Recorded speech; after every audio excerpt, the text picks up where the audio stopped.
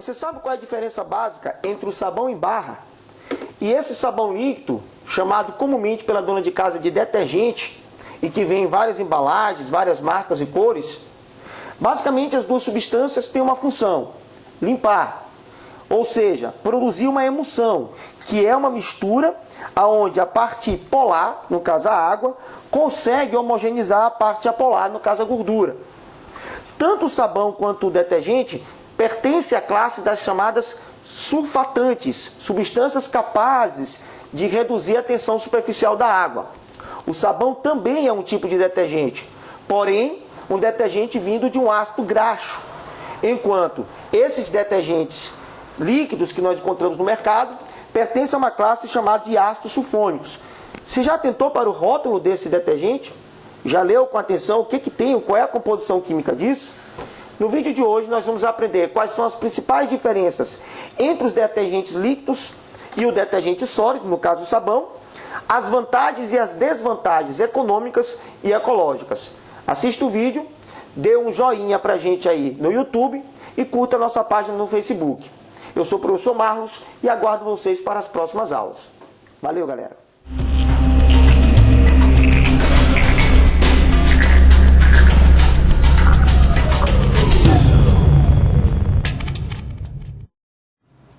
O rótulo que você vê, existe uma substância grifada de vermelho presente na maioria dos shampoos que nós utilizamos para lavar nossos cabelos todos os dias. Cheirinho gostoso, cadê você?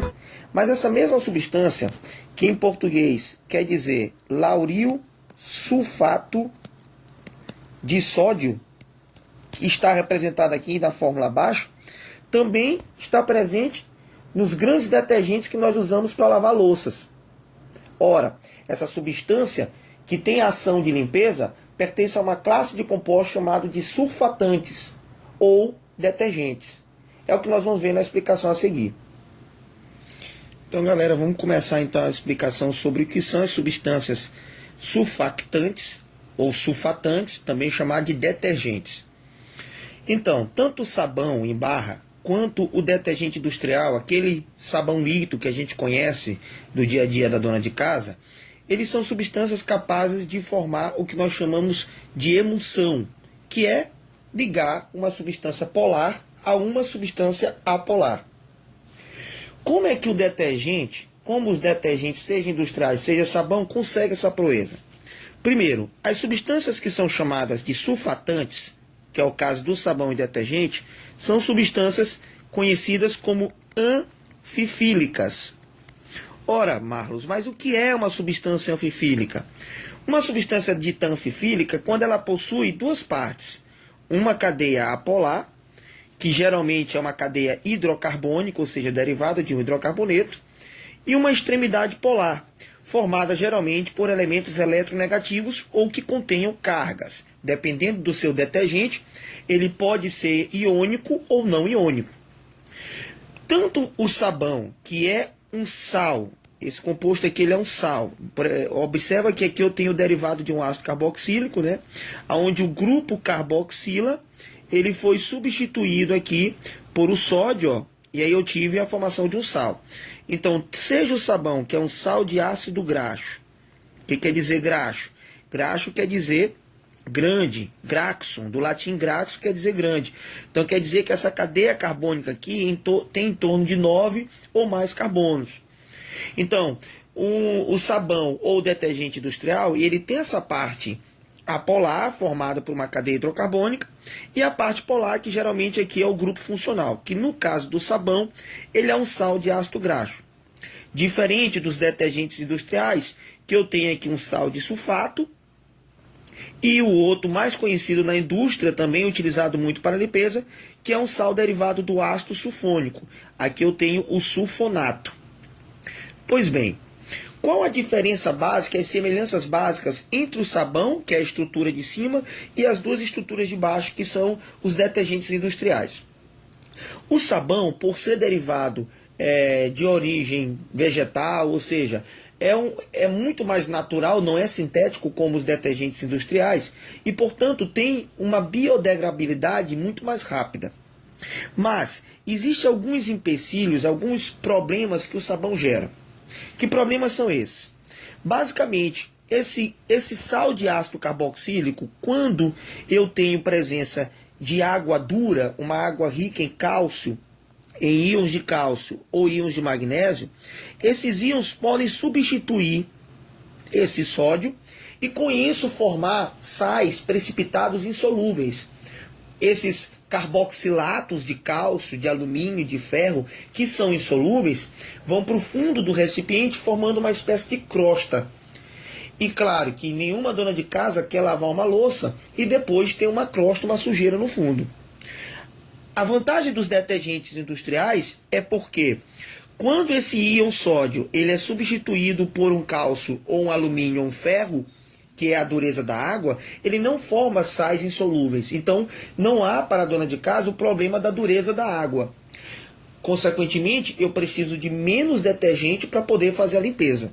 O problema é que, como são sais mais solúveis, eles são carreados pela água e podem chegar aos mananciais, causando um fenômeno conhecido na biologia de eutrofização.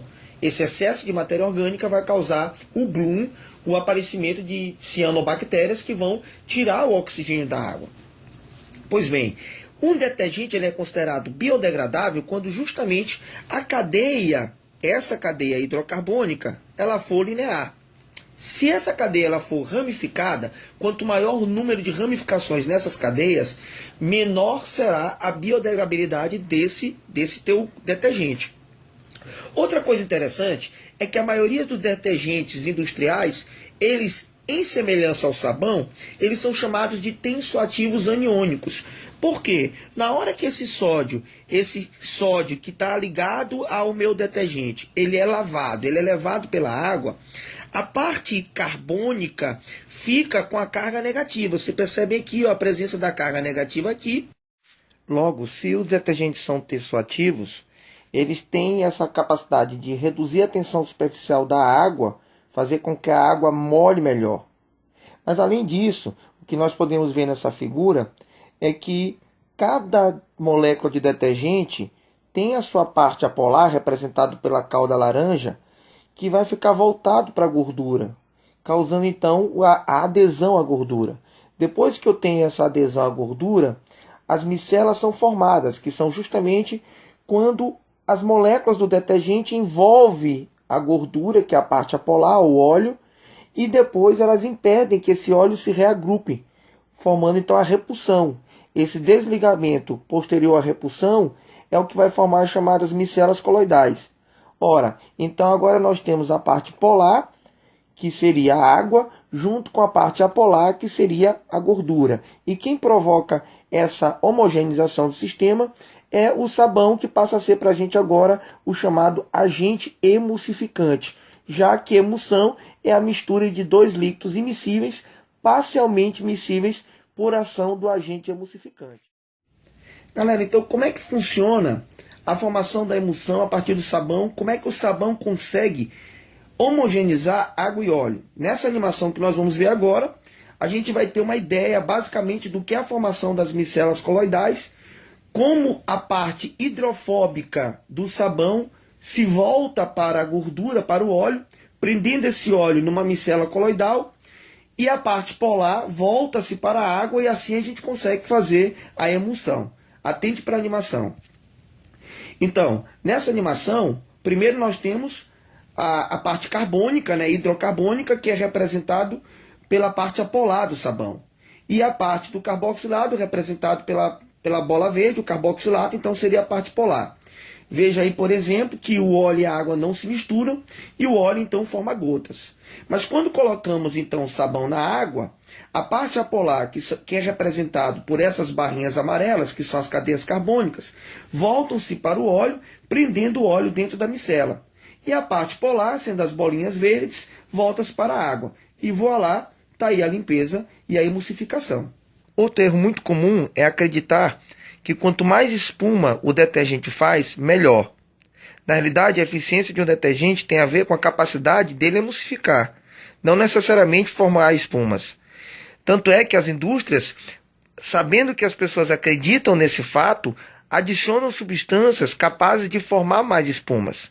Porém, a eficiência do sabão não está relacionada à capacidade de espumação.